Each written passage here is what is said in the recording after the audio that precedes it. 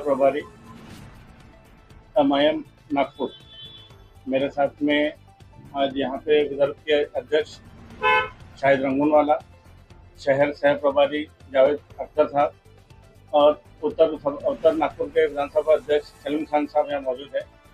हम लोगों ने आज ये पत्र परिषद जो है आने वाले लोकसभा के चुनाव में याद रखते हुए लिया है। इसके ऊपर में हमारे क्या एक्शन होने वाले हैं, क्या हम लोगों ने इसके ऊपर में निर्णय लिया हुआ है, इसकी जानकारी देने के लिए आज हम सब यहाँ पे इकट्ठा हुए। और क्या लोकसभा में क्या एआईएमआईएम क्या उम्मीदवार उतारने वाला है? बेशक है कि नागपुर के अंदर में नागपुर रामटेक 2 लोकसभा क्षेत्र के अंदर में एमआईएम अपने उम्मीदवार उतारने वाला है और ये दोनों ही लोकसभा के अंदर में हम लोग पहले भी चुनाव लड़ते रहे हैं। इसी को ध्यान में रखते हुए आने वाले लोकसभा में भी हम लोगों ने पूरी दमखम के साथ में उतरना चाहिए, ऐसा हम लोगों ने निर्णय लिया है। इस निर्णय से हम लोगों ने हमारे जो आला अधिकारी है उनको भी अवगत कराया है औरंगाबाद में और हैदराबाद में।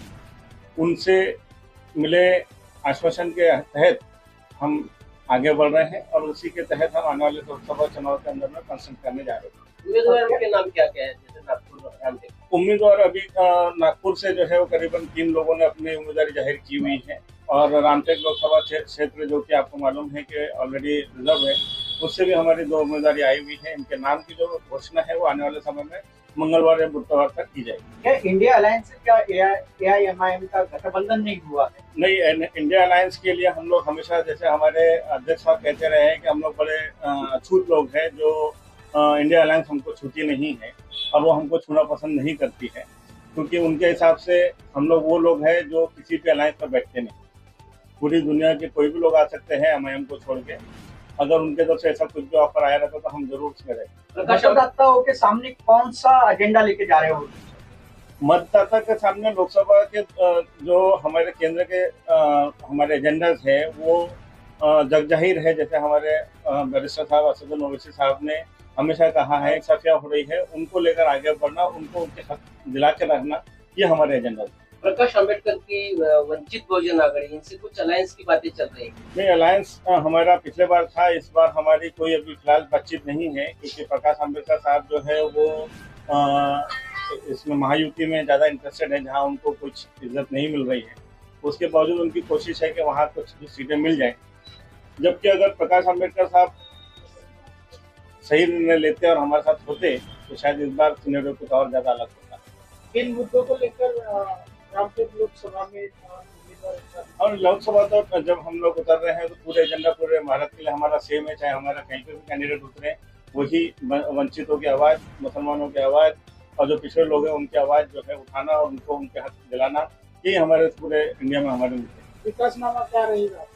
विकासनामा के लिए हमारे पार्टी का जो एजेंडा है वो आने वाले समय में हमारे अध्यक्ष साहब जो है वो सबके सामने रखेंगे और वो जो एजेंडा रहेगा वो आपके सामने में पूरा मिलेगा 1-2 दिन के बाद। एक तरफ असदुद्दीन ओवैसी साहब का कहना है कि हमें संविधान बचाना है और संविधान बचाने के लिए हमें काम करना है देश में। क्या लगता है आपको, मतों का विभाजन नहीं हो रहा है? मतों का विभाजन अगर पूरे 543 सीट में से सिर्फ 8 या 10 सीटों तो होता है तो ये सोचना ही गलत है, क्योंकि अगर 10 सीटों के ऊपर में मत विभाजन हो रहा है तो इंडिया ने हमको या एनडीए ने हमको अपने साथ रखना चाहिए। जब अगर वो नहीं रख रहे हैं तो हमारा भी हक है इसी लोकतंत्र के तहत कि हमने भी अपने विचार रखने चाहिए और हमने भी अपने ऑप्शन रखने चाहिए जनता के सामने में कि हम उनके लिए क्या अलग लाएं। क्या बताना चाहोगे नागपुर और रामटेक लोकसभा के जो मतदाता है क्या आह्वान करेंगे? मैं नागपुर और रामटेक लोगों को ये बताना चाहता हूँ कि हम ये जो सोच के बैठे हुए हैं कि एमआईएम के थ्रू हम जीत नहीं सकते, तो बहुत गलत हमारी सोच है। हम नागपुर और रामटेक में करीबन 21% जो है मुसलमान और करीबन 34% के करीब में दलित और पिछड़ा वर्ग है, जो अगर इकट्ठा आ जाए तो करीबन 54-55% के करीब में होता है और ये अपनी ताकत के थ्रू अपने लोगों को लोकसभा में भेजा। फिर क्या उनसे कोई बातचीत वगैरह हुई है? मुस्लिम लीग जिस तेजी के साथ में आगे बढ़ी थी, उन्होंने अपने जो लक्ष्य है उन्होंने वो छोटा कर लिया और वो कांग्रेस के साथ में जाके बैठ गई। आज कांग्रेस और मुस्लिम लीग में ज़्यादा कुछ फर्क नहीं रह गया है, लेकिन एमआईएम जो है वो पूरे देश के अंदर में अपने एजेंडास और अपने मोटोस को लेकर आगे बढ़ रही है, चाहे वो बिहार में हो, चाहे वो औरंगाबाद में हो, महाराष्ट्र में हो तेलंगाना में हो, ऐसे सभी जगहों के ऊपर में पार्टी अपने कंसेंसस खड़े कर रही है। तो इनके जो एजेंडे हैं वो बड़े हैं। नहीं, आपने कहा कि कांग्रेस के साथ में जाके मुस्लिम लीग बैठी है, क्या आपका कांग्रेस से विरोध है क्या? हमारा किसी से भी विरोध नहीं है। हमारा विरोध सिर्फ उन लोगों से है जो कॉन्स्टिट्यूंसी पे नहीं, जो संविधान पे नहीं चल रहे हैं, जो आवाज सामने जो कुछ और करते हैं, पीछे कुछ और करते हैं, बोलते पूछे करते पूछे, जिनकी करनी और कथनी में फर्क है। चाहे वो कांग्रेस हो चाहे वो बीजेपी हो, दोनों की ही करनी और कथनी में फर्क है। किस प्रकार से आप बोल रहे हैं कि कांग्रेस जो है वो भी संविधान विरोधी, ऐसी आपका कहना है? संविधान विरोधी नहीं दिखना ये अलग चीज होती है, और एक संविधान विरोधी दिखना एक अलग चीज होती है। कांग्रेस जो है भले ही दिखे ना, लेकिन उन्होंने कभी भी इन लोगों जो पिछड़ा वर्ग है और जो मुस्लिम वर्ग है, इनके लिए जो 70 सालों में काम होने चाहिए थे वो उन्होंने नहीं किया। अगर वो करती तो आज ये पूरा का पूरा जो मतलब ये जो पिछला वर्ग है दोनों के दोनों, ये आज कांग्रेस के साथ मजबूत से जुड़ा होता और कांग्रेस आज इस हाशिए पर नहीं होती। मेरा एक आखिरी सवाल है कि आप कांग्रेस के साथ भी नहीं है, इंडिया अलायंस के साथ भी नहीं है, वंचित के साथ भी नहीं है, क्या नागपुर और रामटेक से लोकल लेवल पे कोई संगठन या फिर किसी पक्ष के साथ आप अलायंस करना चाहेंगे? सबसे पहले तो ये बोलना गलत है कि हम किसी के साथ नहीं हैं। एक्चुअली हमारे को कोई अपने साथ नहीं रखना चाहता है, ये पहला उसका जवाब है। दूसरी बात ये है कि नागपुर से कई वंचित जो अपने संगठन है वो हमारे साथ में जुड़ रहे हैं, और काफी लोग जो है वो जुड़ भी चुके हैं। कई लोगों के हमारे को प्रपोजल आए हुए हैं, उनके साथ में एक आध 2 दिन के अंदर में बैठ के हम अपने सारे चीजों को तय करेंगे और आने वाले समय में मिलकर एक कंसेंसस उठाएंगे। बीजेपी की बी टीम का भी आपके ऊपर में आरोप जोर दे रहे हैं और ताकत से लड़ रहे हैं, और हम कांग्रेस का नाम लेकर जीत कर वोट लेकर फिर हम बीजेपी में नहीं जाते हैं। देश में कितनी सीट लड़ा रहे हो? ओवैसी जी देश में जो है वो अलग अलग जगहों पे जो भी सीटें लड़ा रहे हैं उसका खुलासा वो खुद करेंगे, और अगर आने वाले समय में मेरा ख्याल है ज्यादा दिन नहीं बचे हैं, 8 दिन के अंदर में आपको सारे लोग मिल जाएंगे। अंदाजन का नहीं बता सकते, लेकिन विदर्भ के अंदर में जो है हम 4-5 सीटें जो है वो पूरी ताकत से लड़ा रहे हैं। मैं नागपुर की बात करूंगा, आप पिछले बार यानी विधानसभा की बात करूंगा। बंटी शेट्टी को जो है हराने में MIM का बहुत बड़ा हाथ था और बीजेपी को वहां से चुन के लाया गया। आप अच्छे से अगर उस लास्ट टाइम के इसका अलायंस करेंगे, एनालिसिस करेंगे, तो एनालिसिस से आपको पता चलेगा कि जितने वोट MIM ने लिया है उससे बहुत ज्यादा वोट अलग अलग छोटे छोटे घरों ने लिया है। तो उन सबको हक है, MIM को नहीं है, ऐसा तो नहीं कहना चाह रहे। क्योंकि अगर सब लड़ सकते हैं तो MIM भी लड़ सकती है, और MIM के अपने वोट बैंक है। इनके मतों का विभाजन के कारण कांग्रेस चुन के आई, सिर्फ अकेले MIM का नहीं है, बीजेपी चुन के आई। सिर्फ अकेले MIM ने नहीं लिया ना, जितने MIM ने लिया उससे बहुत ज्यादा छोटे छोटे घरों ने और भी लिया। क्या उनके ऊपर कोई उंगली उठाएगा, या सिर्फ MIM के ऊपर ही उठाएगा?